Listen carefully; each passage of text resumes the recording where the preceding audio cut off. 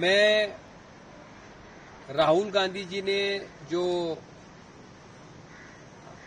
विषय उठाया है वोट चोरी का, उसी के मामले में एक महत्वपूर्ण बात आपके माध्यम से भारत देश की पूरी जनता को बताना चाहता हूं। जब महाराष्ट्र में लोकसभा के चुनाव हो गए और महाराष्ट्र का स्टेट असेंबली का विधानसभा का चुनाव बचा था, उसी दौरान महाराष्ट्र में तुलजापुर कॉन्स्टिट्यूंसी है जो कि मेरे धाराशिव लोकसभा चुनाव क्षेत्र में आती है। तो वहां पे हमारे एक तालुका प्रमुख ने देखा कि एक गांव में कुछ फर्जी मतदाता उस वोटर लिस्ट में आए हैं। तो उन्होंने जो मुख्य निर्वाचन अधिकारी है उस स्टेट असेंबली के, तो उनको जाके एक कंप्लेंट की।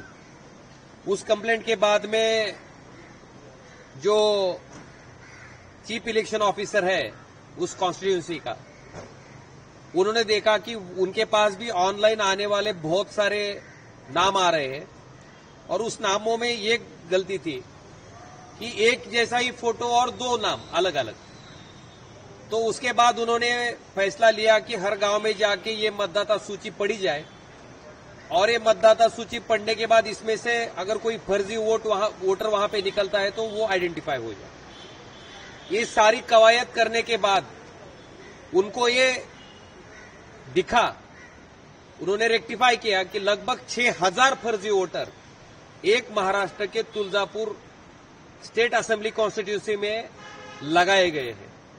उसके बाद उन्होंने तुरंत 17/10/2024 को ये कंप्लेंट है, एफआईआर की कॉपी है, इसके जो कंप्लेनेंट है वो असिस्टेंट इलेक्शन ऑफिसर है तुलजापुर कॉन्स्टिट्यूंसी के। उन्होंने ये फिरियाद दी है और इसमें इनका कहना है कि 6000 फर्जी वोटर बढ़ाए गए हैं, ये षड्यंत्र है और इसके अगेंस्ट में एक क्रिमिनल ऑफेंस वहां पे रजिस्टर्ड हुआ। अभी ये ऑफेंस रजिस्टर्ड होकर लगभग 9-10 महीने होने को आए हैं। अभी तक इसमें कुछ भी तफ्तीश आगे नहीं बढ़ी है। तो अगर इसमें पूरा इन्वेस्टिगेशन हो जाता तो कौन वोट चोरी कर रहा है वो सामने आ जाता।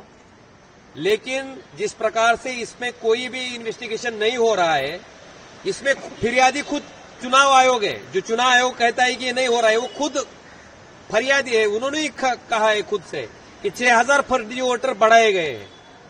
अगर ये बात है तो मेरी जो हमारे देश के चुनाव आयुक्त है ज्ञानेश कुमार जी, उनसे मेरी मांग है कि आपके ही अधिकारी ने ये फिरियाद दी है। अगर आपको ही न्याय नहीं 10 महीने से मिल रहा तो इस भारत के लोकतंत्र का क्या होगा। मैं उनसे और एक मांग करना चाहता हूं कि महाराष्ट्र के जो वहां का पुलिस प्रशासन है वो अगर इसकी जांच नहीं कर रहा है तो हमारे देश के जो गृह मंत्री है उनसे मैं मांग करता हूं कि इसकी जो जांच है वो सीबीआई के माध्यम से, सीबीआई के द्वारा की जाए, ताकि कौन 6000 फर्जी वोटर ये स्टेट असेंबली कॉन्स्टिट्यूंसी में बढ़ा रहा है, इसकी तफ्तीश हो। जो कोई एक षड्यंत्र कर रहा है वो सामने आए। और आपको मैं ये भी बात बताना चाहता हूं कि 21 तारीख को सेशन शुरू हुआ, आज 21 तारीख को खत्म हो रहा है। इस पूरे एक महीने में विपक्ष के सांसद एक ही मांग कर रहे थे कि इस प्रकार से वोट चोरी हो रही है उसके ऊपर चर्चा की जाए। जो सही में वोटर है, जिसका अधिकार है, हक है, डॉक्टर बाबा साहेब अम्बेडकर के संविधान, जो उन्होंने संविधान लिखा, उस संविधान के माध्यम से मिला हुआ सबसे मूल्यवान हक है। अगर उसमें डकैती डाली जा रही है और बोगस वोटर वहां पे जोड़े जा रहे हैं तो ये बहुत ही गलत बात है। और ये खुद चुनाव आयोग ने ही फरियाद दी है, उन्होंने ही खुद माना है 10 महीने पहले कि ऐसा हुआ है। तो मुझे लगता है इसका संज्ञान लेना चाहिए और भारत की जो लोकतंत्र है वो बचाने के लिए मुझे लगता है ज्ञानेश कुमार जी को भी मैंने एक ज्ञापन सौंपा है, उनको भी एक निवेदन दिया है।